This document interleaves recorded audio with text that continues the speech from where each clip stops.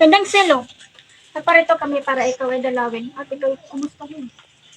Kami ay nag-alala sa iyo sapagkat ikaw ay mag-isa na lamang dito sa iyong tahanan. Oh, Tandang Selo, bakit ikaw hindi makapagsalita? Ikaw ba ay may karamdaman? Sapagkat sa palagay ko ikaw ay napiti na. Paano kung dalhin natin siya sa ospital? At para ilang ito pa, papatingin o ipagamot lang man.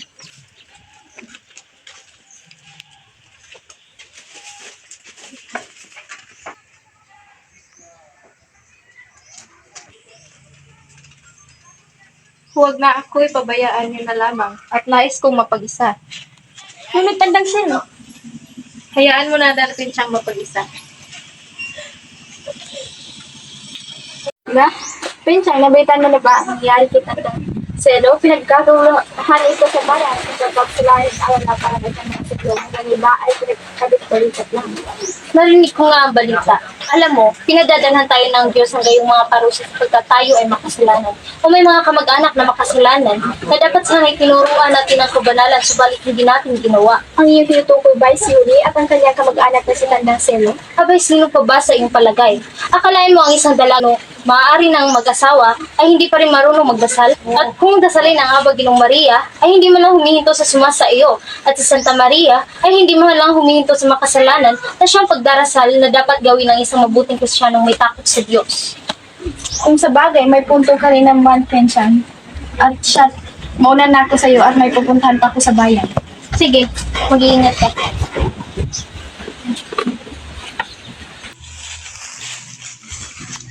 Oh, Basilio, saan ang punta mo at may dala kang mga gamit? Aalis ka ba? Oo, alis. Gawas pa ko Manila upang kunin ko ang naipong kong kwenta. Upang matubos ko si Huli. Kung ganoon, mag-iingat ka sa iyong paglalakbay. Naway gabayan ka ng Diyos sa iyong nais. Maraming salamat po sa iyong paglalakbay. At ako'y mauna na sa iyo. Sige, Ivan.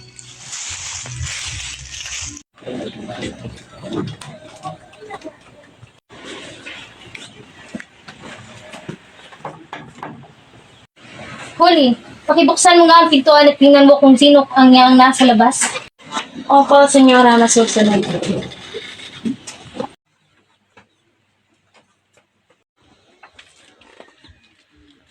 Wally, nariyan ba si Hermano Pinsang? May sasabihin sana ako sa kanya.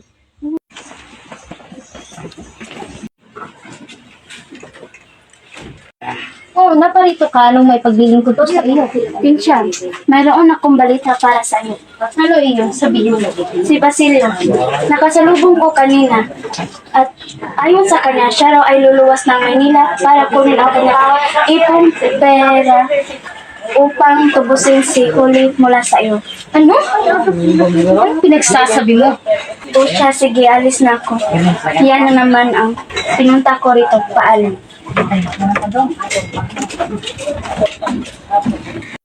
Huli, pumarito ka nga!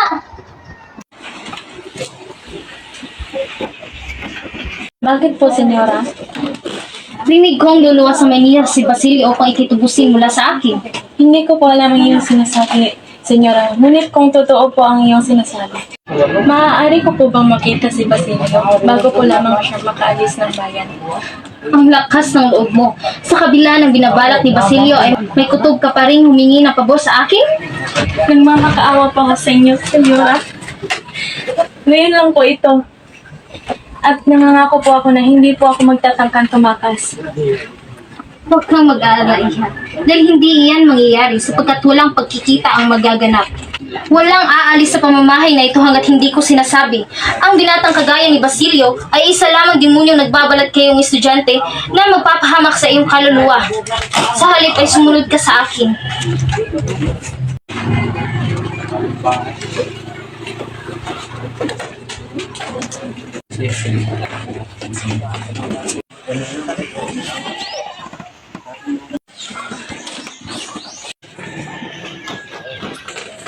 Heto. Tandang ba siyang makunat? Oo, bakit? May reklamo ka? Basahin mo yan ng paulit-ulit at palagi kang pumunta sa pari upang ang iyong kaluluwa ay may ligtas. Ako ay nagagalak sa ating pagkapanalo sa ating usapin. At ang katotohanan wala nang natira ang ari-arian kay Kabisan Talis. Kaya dapat lang na ipagdiriwang natin ang araw na ito at magsaya. para sa atin.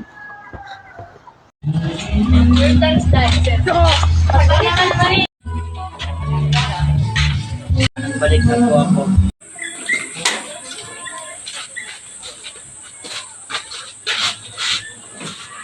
Saan po ang nangyari sa iyo, Ama, at lubha po ako nalungkot para sa iyo. Hindi rin po ako mapakali sapagkat iba na po ang may-ari ng ating lupain na kinakain natin ngayon. Magandang araw po. Ano ang may tulong sa binibini? Narito po ako ngayon na pang parating sa inyo ang isang kautusan na dapat bilisan na po ang nagtahanan sa loob ng 3 araw. Ito po ay utos ng hukuman.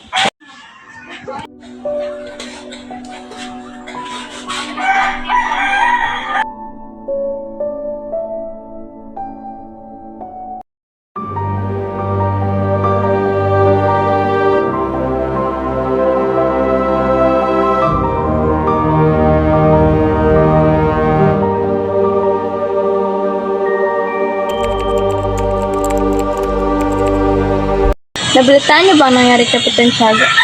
Oo nga, balita ko patay na raw siya. At balita ko rin na si Basilio ay kasalukuyan nakakulong at ang usap-usapan na ang pinakabababang hatol sa binata ay ipatapon at maaari siyang ipapatay habang nasa paglalakbay. Ang tunay, tiyak na binitayan si Basilio. Nararapat lamang ang kaparusahan niya para sa taong walang paniniwala sa Diyos. Hermana Pinchang, magdahan-dahan ka sa iyong pananalita. Ang aking sinambit ay totoo. Ayaw nga niyang hawakan ng agwa bendita sa simbahan at mag-cross sa pagpasok kung ano pa ang kanyang sinasabi na maaari daw magdulot ng sakit ang banal na tubig. Tiyak na ang nangyayari sa kanya ngayon ay parusa ng Diyos. Ngunit kung tutuusin, Hermana Pinchang, hindi ba't ito'y resulta lamang ng pagpapalayan niya sa dalagang si Huli? At di ba't ikaw, Hermana Pinchang, ang amo ng dalaga? Ano ang iyong opinion? Maaaring may katotohanan ang iyong sinabi. Hindi ako nagkakamaling palayasin siya sa pamahay ko. Ayoko maging kaaway ng mga pride. Kaya, tinanggap ko ang salapi ng binata upang bayaran ang utang bully nila sa akin. Kawaawa naman ang sinapit ni Basilio. Kaya hindi ako naniniwala na ang masamang sinapit ni Basilio ay parusa ng Diyos. Hindi ako naniniwala sa mga himagsikan at mga paski. Huli! O, Hermana Bali, napadalaw ka. Huli, may balita ako para sa iyo. Ano po yan, Hermana Bali? Alam mo bang kalat na sa ating bayan ang balita tungkol kay Basilio? Anong ibig niyo pong sabihin tungkol kay Basilio? Bakit hindi mo ba alam na nakulong si Basilio at ang masama pa rin maaari kamatayan na ipapataw para sa kanya? Hindi! Hindi totoo yan! Huli, huminahon ka! Hindi totoo yan! Huli! Gumising ka! Huli! Hinahon ko muna. Paano ako hinahon, Hermana Bali? Wala na si Padre Tiago. Nakulong pa si Basilio. Sino nang tutulong sa akin? Ano nang gagawin ko? May idea ako, Iha. Ano iyon? Si Padre Gamora lamang ang pwede makakatulong sa atin ngayon upang matubos natin si Basilio. Ayoko po, Hermana Bali. Sapagkat ako'y natatakot, baka kung ano ang gagawin niya sa akin. Huwag kang mag-alala, Huli. Ako ang bahala sa iyo. Tayo na at pumunta tayo sa kumbento.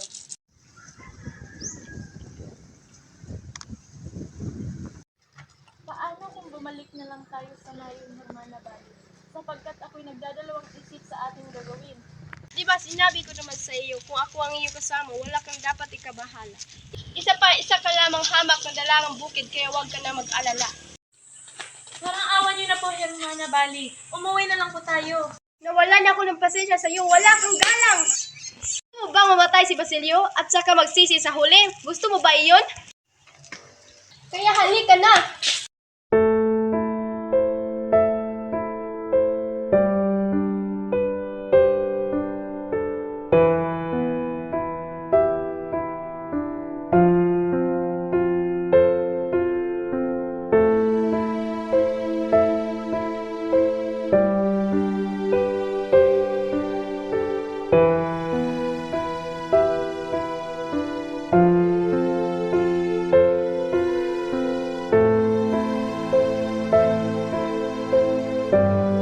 Padre Gamora, nais ko po sanang humingi ng tulong sa inyo sa sapagkat ang aking kasintahan na si Basilio ay kasalukuyang nakakulong sa Maynila.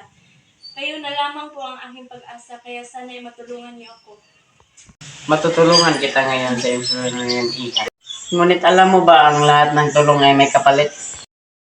Huwag niyo po akong hawakan. Huwag kang maglaban kung gusto mo makalaya yung kasintahan. Huwag po! Tama na po! Parang awan niyo na po! Huwag po!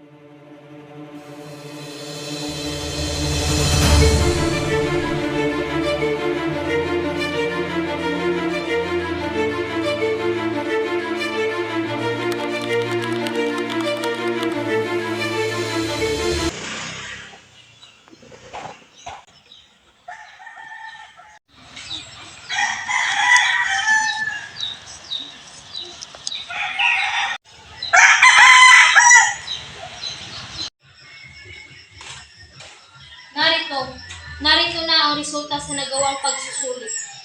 Di nakapasa sina Picson, Edio at Juanito Pilaes.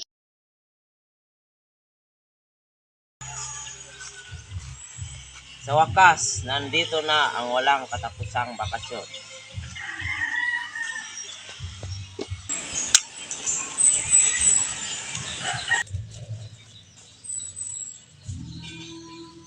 Na ito, mapipilitan na lamang akong sumama sa aking ama sa kanyang pangangalakal. Ginoo, may bago akong dalang balita.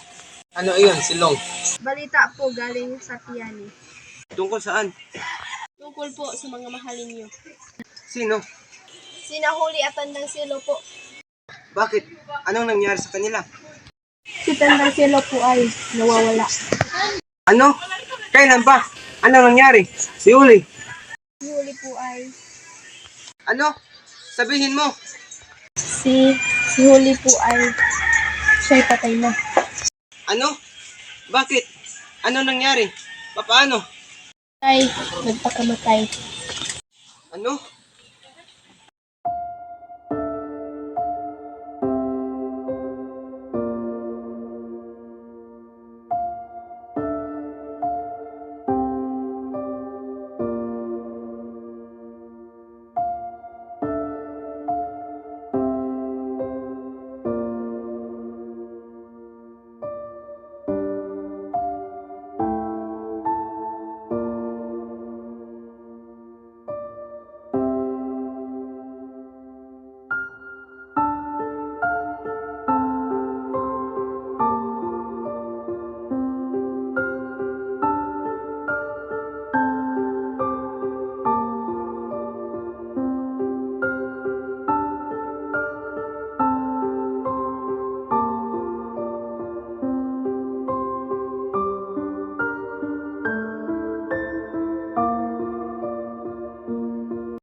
Ano kaya ang maaaring isulat ko na balita?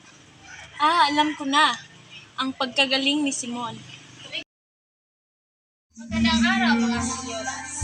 Magandang umaga, Ginoo.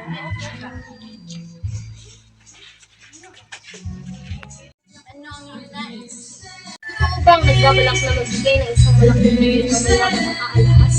Hindi ko batid, ngunit ito na ay bilang pasasalamat sa kanyang pagaling.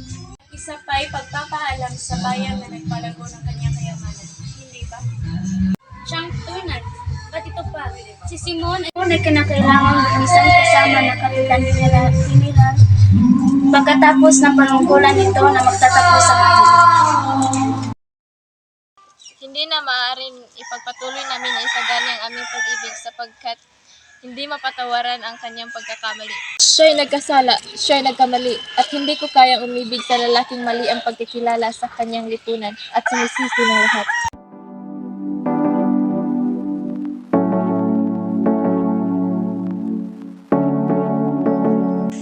Ito ng pagkakataon ko na mapaibig si Paulita sa akin.